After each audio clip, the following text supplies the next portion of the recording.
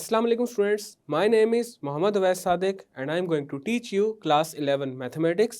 Students, last lecture में हमने exercise 2.3 को स्टार्ट किया था और उसका question number 1 and question number 2 complete कर लिया था। आज के लेक्चर में हम स्टार्ट करेंगे क्वेश्चन नंबर 3 से। तो आए चलते हैं व्हाइट बोर्ड की तरफ और आज का लेक्चर शुरू करते हैं।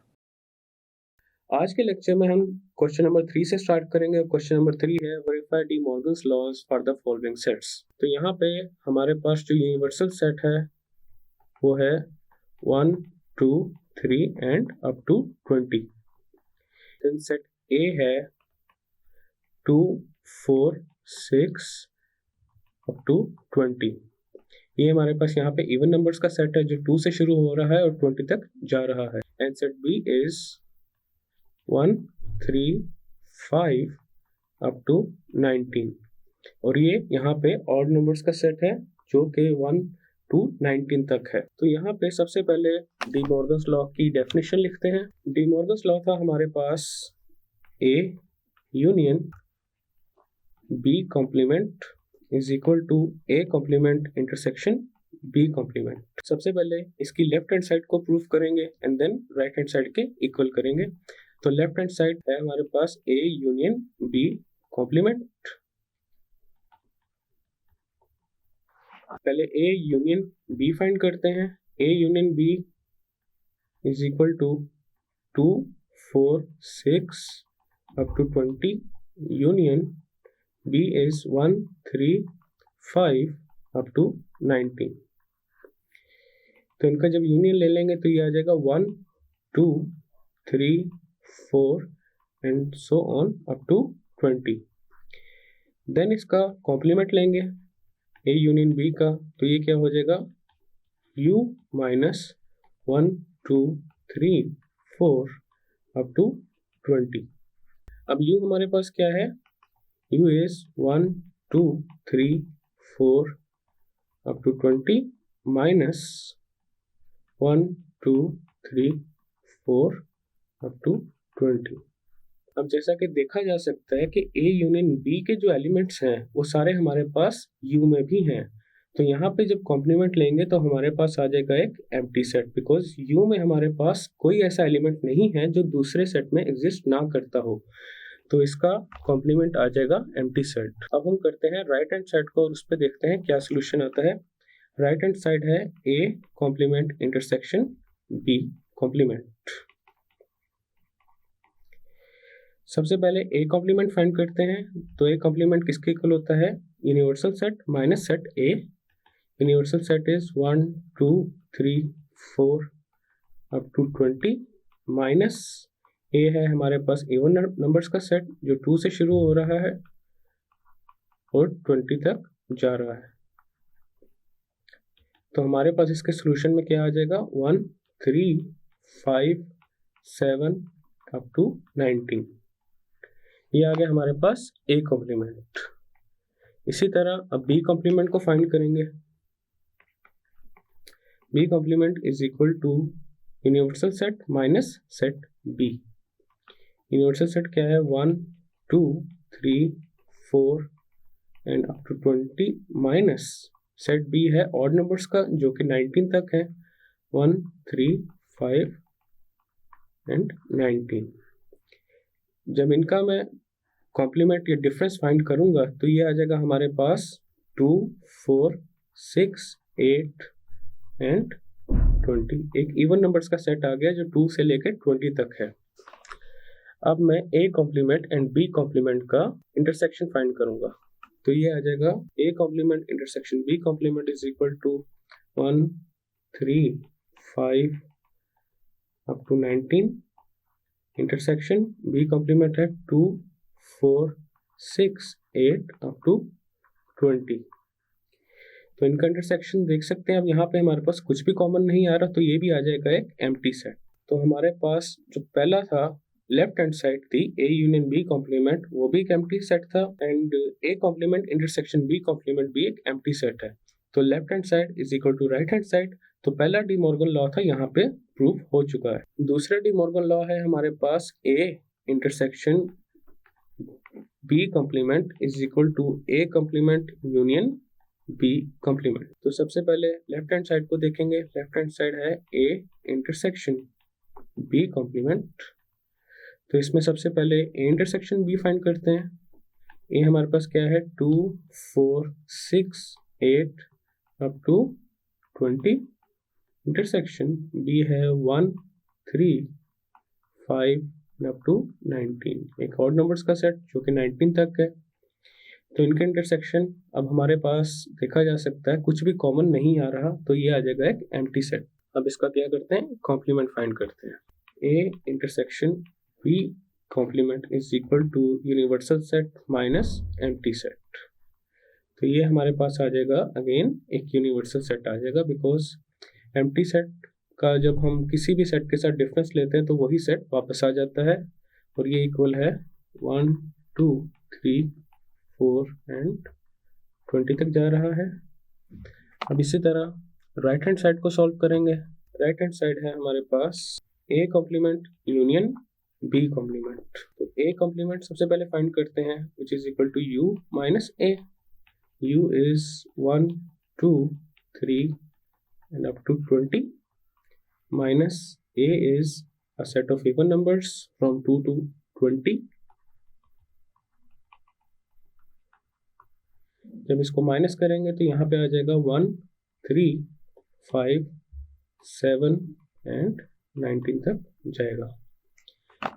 इसी तरह बी कॉम्प्लीमेंट फाइंड करेंगे। तो बी कॉम्प्लीमेंट इक्वल होता है difference between universal set and set B. तो ये आ जाएगा 1 2 3 20 तक minus set B is 1 3 5 and up to 19। इनका जब डिफरेंस लेंगे तो ये आ जाएगा 2 4 6 8 एंड अप टू 20। अब क्या करेंगे, A complement union B complement find करेंगे। ए कॉम्प्लीमेंट है 1 3 5 up to 19। Union B complement है 2 4 6 8 up to 20। तो ये आ जाएगा हमारे पास 1 2 3 4 एंड अप टू 20। तो ये आ गया अगेन हमारे पास क्या, यूनिवर्सल सेट। तो हमारे पास left hand side A intersection B complement भी एक यूनिवर्सल सेट था, और right hand side A complement union B complement भी एक यूनिवर्सल सेट ही है। तो यहाँ पे भी डी मॉर्गन लॉ प्रूव हो चुका है। Hence A union B complement is equal to A complement intersection B complement, and A intersection B complement is equal to A complement union B complement। ये थे हमारे पास डी मॉर्गन लॉज, और ये हमने यहाँ पे प्रूव कर दिए हैं। क्वेश्चन नंबर 4 है, let U is equal to the set of the English alphabet। A is a set of vowels and B is a set of consonants। तो यहाँ पे अब हमने डी मॉर्गन लॉज को इन सेट्स के लिए वेरीफाई करना है। तो पहला डी मॉर्गन लॉ है हमारे पास A union B complement is equal to A complement intersection B complement. तो पहले लेफ्ट हैंड साइड को सॉल्व करते हैं। लेफ्ट हैंड साइड है ए यूनियन बी कॉम्प्लीमेंट। तो सबसे पहले ए यूनियन बी फाइंड करते हैं। अब हमारे पास ए का जो सेट है वो है set of vowels and B है सेट ऑफ कॉन्सोनेंट्स। तो इनका जब यूनियन लेंगे तो हमारे पास इंग्लिश के जितने अल्फाबेट्स हैं वो सारे आ जाएंगे, और वो सेट है हमारे पास यूनिवर्सल सेट। तो ए यूनियन बी एक यूनिवर्सल सेट बन जाएगा, और जब इसका कॉम्प्लीमेंट लेंगे तो ये आ जाएगा universal set minus universal set, तो ये आ जाएगा एक एम्प्टी सेट। अब हम लोग राइट हैंड साइड को सॉल्व करेंगे। राइट हैंड साइड है हमारे पास A complement intersection B complement. सबसे पहले ए कॉम्प्लीमेंट फाइंड करते हैं, which is equal to universal set minus set ए।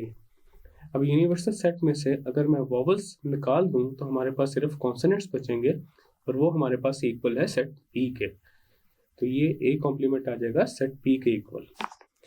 इसी तरह बी कॉम्प्लीमेंट हमारे पास क्या आ जाएगा, universal set minus set B. अब यूनिवर्सल सेट जो कि इंग्लिश अल्फ़ाबेट्स का सेट है, उसमें से कॉन्सोनेंट्स अगर निकाल दूँ तो हमारे पास बचेंगे वोवेल्स, जो कि इक्वल है सेट ए के। अब A complement and B complement का क्या लेंगे, इंटरसेक्शन लेंगे। तो ये है A complement is B and B complement is A. अब हमें पता है कि कॉन्सोनेंट्स और वोवेल्स में से हमारे पास कुछ भी कॉमन नहीं आता, तो यहाँ पे A complement and B complement का इंटरसेक्शन क्या आ जाएगा, एक एम्प्टी सेट आ जाएगा।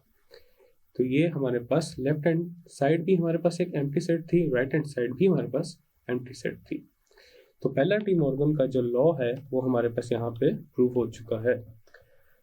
अब डी मॉर्गन का सेकंड लॉ जो है उसको प्रूव करते हैं। डी मॉर्गन का जो सेकंड लॉ है वो है A intersection B complement is equal to A complement union B complement.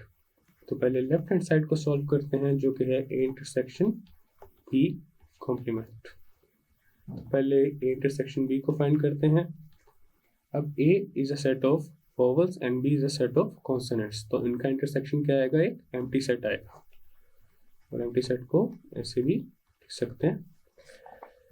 Next क्या करेंगे, इनका कॉम्प्लीमेंट फाइंड करेंगे। तो ए इंटरसेक्शन बी का जो कॉम्प्लीमेंट है वो इक्वल होगा universal set minus A intersection B which is a empty set. जब मैं यूनिवर्सल सेट में से एम्प्टी सेट को निकालूंगा तो अगेन हमारे पास यूनिवर्सल सेट ही आ जाएगा। अब सॉल्व करते हैं राइट हैंड साइड को। राइट हैंड साइड है हमारे पास A complement union B complement. A complement is universal set minus set A, तो ये आ जाएगा हमारे पास सेट बी। जब इंग्लिश अल्फाबेट्स के सेट में से सेट ऑफ वोवेल्स निकालेंगे तो सेट ऑफ कॉन्सोनेंट्स आ जाएगा which is equal to B. उसी तरह B complement is universal set minus set B which is equal to A. तो यहाँ पे इंग्लिश अल्फाबेट्स में से कॉन्सोनेंट्स हमने माइनस किए तो हमारे पास वोवेल्स का सेट आ गया which is equal to A. अब मैं A complement and B complement का क्या करूँगा, यूनियन लूँगा। तो इसका जब यूनियन लेंगे this is equal to B union A. यहाँ पे बी है हमारे पास set of consonants and A है सेट ऑफ वोवेल्स, तो इनका जब यूनियन लेंगे तो ये बन जाएगा set of English alphabets which is equal to the set of which is equal to the universal set. तो ये हमारे पास यहाँ पे left hand side and right hand side equal आ गई हैं। तो यहाँ पे जो डी मॉर्गन का सेकंड लॉ है वो भी प्रूव हो चुका है।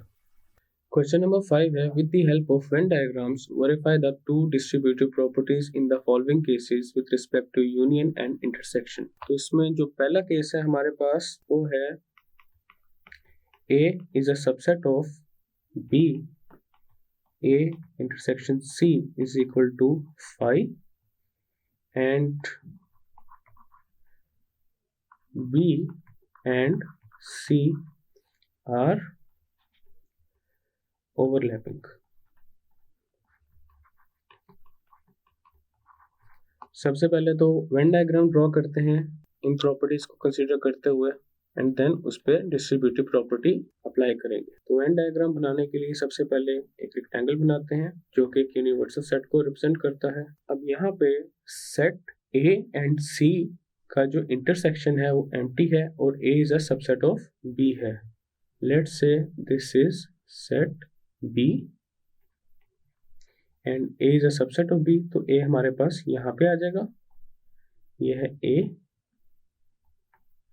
And set B and C are overlapping. Overlapping मतलब बी एंड सी में से कुछ ना कुछ कॉमन है, दिस इज सेट। तो ये तो जो हमें कंडीशंस दी गई थी उनसे रिलेटेड हमने ये डायग्राम बना ली है। अब प्रूफ करते हैं यहाँ पे distributive property with respect to union and intersection. तो हमारे पास डिस्ट्रीब्यूटिव प्रॉपर्टी क्या होती है, A union B intersection C is equal to A union B intersection A union C. अब ये लेफ्ट साइड और राइट साइड की डायग्राम नीचे साइमल्टेनियसली बनाते हैं। सबसे पहले लेफ्ट साइड को ड्रॉ करते हैं। लेफ्ट साइड के लिए सबसे पहले जो हमें केसेस ऊपर दिए गए, जो कंडीशंस दी गई हैं उनको लगाते हैं, जैसे प्रीवियसली डायग्राम में लगाया था। this is B, this is A, and this is C. सबसे पहले यहाँ पे B इंटरसेक्शन C फाइंड करते हैं. B इंटरसेक्शन C हमारे पास ये वाला एरिया हमारे पास शेडेड हो जाएगा, क्योंकि यही एरिया हमारे पास कॉमन आ रहा है. और जब उसका A के साथ यूनियन लेंगे तो A वाला पूरा रीजन शेडेड हो जाएगा. तो ये वाला जो ब्लू कलर से यहाँ पे शेड किया है, ये एरिया क्या है? A union B intersection C. अब राइट साइड पे हम ड्रॉ करते हैं A union B intersection A union C. सबसे पहले एक यूनिवर्सल सेट बना लेते हैं.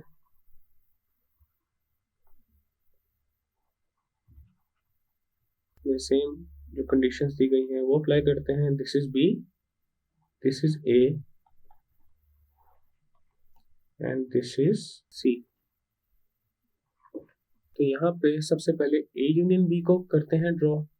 तो A यूनियन B हमारे पास क्या आ जाएगा? B कंप्लीट एंड A का भी जो सेट है वो भी क्या हो जाएगा? शेड हो जाएगा. ये जो ब्लू कलर से वर्टिकल लाइंस लगाई गई हैं ये है A यूनियन B. अब इसी तरह A यूनियन C फाइंड करते हैं. A यूनियन C में हमारे पास जो A वाला रीजन है एंड C वाला कंप्लीट जो पूरा रीजन है वो क्या हो जाएगा? शेड कर देंगे. तो यहाँ पे जो ग्रीन कलर से वर्टिकल लाइंस लगाई हैं ये है हमारे पास A यूनियन C. अब इन दोनों का जब इंटरसेक्शन लेंगे तो जो कॉमन एरियाज है हमारे पास वो यही दोनों हैं. एक ये आ गया कॉमन एरिया एंड देन एक ये वाला हमारे पास कॉमन एरिया आ गया. अब लेफ्ट हैंड साइड पे जो डायग्राम है एंड राइट हैंड साइड पे डायग्राम है उनमें देखा जा सकता है कि ये दोनों डायग्राम्स हमारे पास सेम है. लेफ्ट साइड पे जो हमारे पास शेडेड रीजन है वो ब्लू में है और राइट साइड पे जो शेडेड रीजन है वो पर्पल में है. दोनों डायग्राम्स में सेम रीजन्स हमारे पास शेडेड हैं, तो ये दोनों क्या है? इक्वल है. तो यहाँ पे distributive law of union over intersection prove हो चुका. नेक्स्ट हम प्रूव करते हैं distributive property of intersection over union. पहले इसको लिखते हैं. ये है A intersection B union C is equal to A intersection B union A intersection C. अब लेफ्ट एंड राइट दोनों तरफ हम साइमल्टेनियसली डायग्राम्स बनाते हैं. तो लेफ्ट साइड पे सबसे पहले ऊपर जो केसेस हमें बताए गए हैं उनको माइंड में रखते हुए एक डायग्राम ड्रॉ करते हैं. उसके बाद यूनियन एंड इंटरसेक्शन लेंगे. This is B, this is A. अब A यहाँ पे हमारे पास B का सबसेट है and this is C and B and C are overlapping. तो यहाँ पे सबसे पहले B का यूनियन लेते हैं C के साथ. तो इसमें जो पार्ट हमारे पास शेड होगा वो होगा complete B and complete C का जो एरिया है वो सारा हमारे पास शेडेड हो जाएगा. ये ब्लू कलर से यहाँ पे शेड किया जा रहा है इसको. एंड फिर क्या करेंगे? B यूनियन C का इंटरसेक्शन लेंगे A के साथ. तो हमारे पास ये वाला जो एरिया है जो green colour and blue colour दोनों से शेड हुआ पड़ा है ये है A intersection B union C.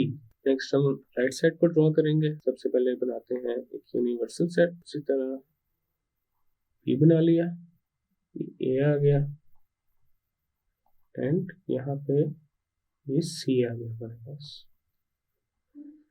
अब A इंटरसेक्शन B हमारे पास क्या आएगा? ये वाला रीजन हमारे पास आ गया A intersection B and A intersection C हमारे पास क्या है? एक एम्प्टी सेट है बिकॉज A एंड C में कुछ भी कॉमन नहीं आ रहा. तो सिर्फ हमारे पास ये वाला जो ब्लू कलर से एरिया शेड किया हुआ है राइट साइड पे यही एरिया शेड होगा सिर्फ. और लेफ्ट साइड पे जो ग्रीन कलर का एरिया शेड किया गया है वो जो लेफ्ट साइड पे जो डिस्ट्रीब्यूटिव प्रॉपर्टी की जो इक्वेशन है ये उसके लिए किया गया है. और लेफ्ट और राइट दोनों तरफ देखा जा सकता है कि हमारे पास दोनों जो शेडेड रीजन्स हैं वो सेम रीजन्स हैं. तो ये दोनों भी क्या हो गए हैं? इक्वल हो गए हैं. और ये हमने यहाँ पे distributive property of intersection over union with the help of Venn diagrams prove कर दिया. नेक्स्ट पार्ट है हमारा पार्ट B जो कि है A and B are overlapping and B and C are also overlapping,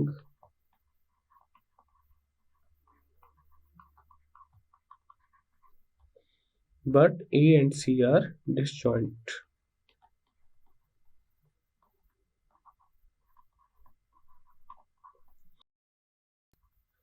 disjoint sets हमारे पास वो सेट्स होते हैं जिनमें कुछ भी कॉमन नहीं आ रहा होता और उनका इंटरसेक्शन हमारे पास क्या होता है, एक एम्प्टी सेट होता है। सबसे पहले जो हमें कंडीशंस बताई गई हैं, इन कंडीशंस को माइंड में रखते हुए एक डायग्राम ड्रॉ करते हैं। तो ये आ जाएगा हमारे पास यूनिवर्सल सेट। सबसे पहले क्या बताया है, A and B are overlapping, मतलब ए एंड बी में से हमारे पास कोई ना कोई एलिमेंट्स कॉमन है। This is A, this is B. Then बताया गया है B and C are overlapping, तो बी और सी में से भी हमारे पास कुछ ना कुछ एलिमेंट्स कॉमन है। एंड यहाँ पे देखा जा सकता है ए और सी में से हमारे पास कुछ भी कॉमन नहीं है, तो ए एंड सी आर डिसजॉइंट्स। तो ये थी डायग्राम इनकी कंडीशंस की। अब प्रूफ करते हैं इस डायग्राम को लेके डिस्ट्रीब्यूटिव प्रॉपर्टीज। सबसे पहले है distributive property of union over intersection. तो हमारे पास प्रॉपर्टी है distributive property of union over intersection. पहले इसको प्रॉपर्टी को लिखते हैं, A union B intersection C is equal to A union B intersection A union C. यहाँ पे left side and right side को साइमल्टेनियसली ड्रॉ करते हैं।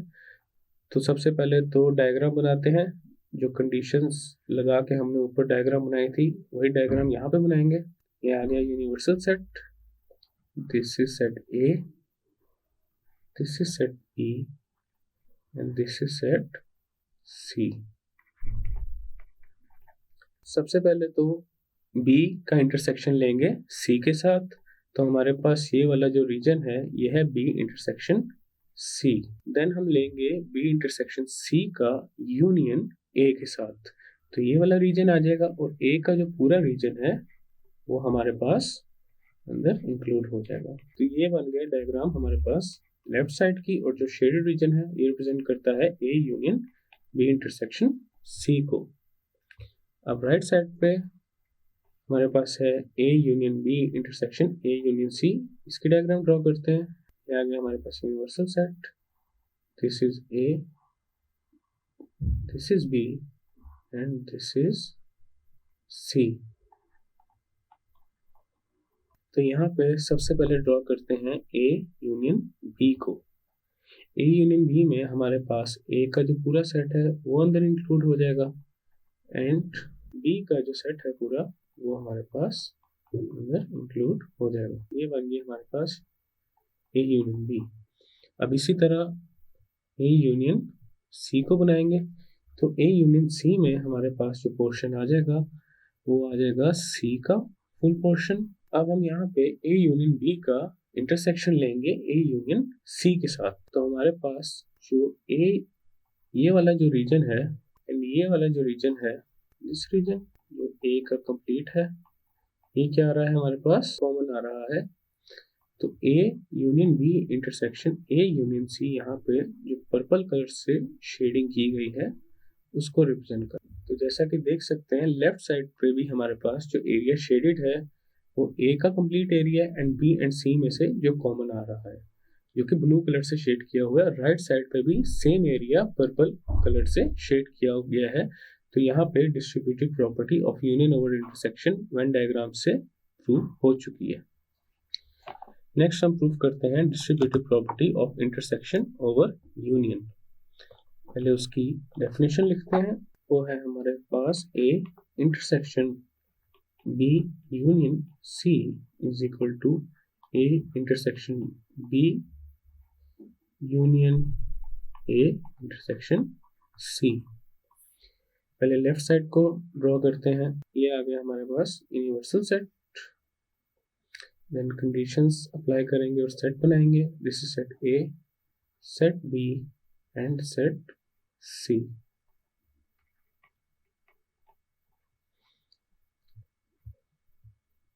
सबसे पहले यहाँ पे शेड करते हैं बी यूनियन सी को, तो हमारे पास बी का कंप्लीट एरिया आ जाएगा अंदर एंड सी वाला पूरा रीजन आ जाएगा।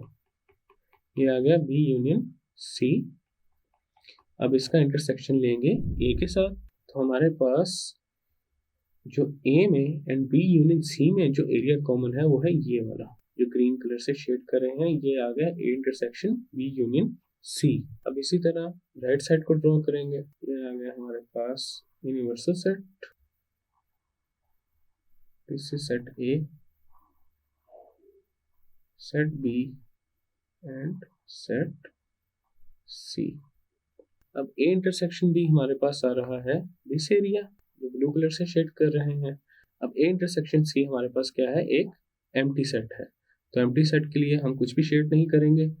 तो यहाँ पे जब दोनों का यूनियन लेंगे तो हमारे पास यही एरिया क्या आ रहा है यूनियन में, A intersection B union A intersection C के यूनियन में हमारे पास यही एरिया आ रहा है। तो देखा जा सकता है लेफ्ट साइड पे जो ग्रीन एरिया है एंड राइट साइड पे जो ब्लू कलर से शेड किया गया एरिया है वो दोनों सेम है। तो यहाँ पे डिस्ट्रीब्यूटिव प्रॉपर्टी ऑफ इंटरसेक्शन और यूनियन भी प्रूव हो चुकी है। स्टूडेंट्स, आज के लेक्चर में हमने एक्सरसाइज 2.3 का क्वेश्चन नंबर 3, 4 एंड 5 कंप्लीट कर लिया है। नेक्स्ट लेक्चर में हम कंटिन्यू करेंगे क्वेश्चन नंबर 6 से। मैं उम्मीद करता हूँ आपको आज का लेक्चर समझ आ चुका होगा। हम मिलेंगे अब नेक्स्ट लेक्चर में।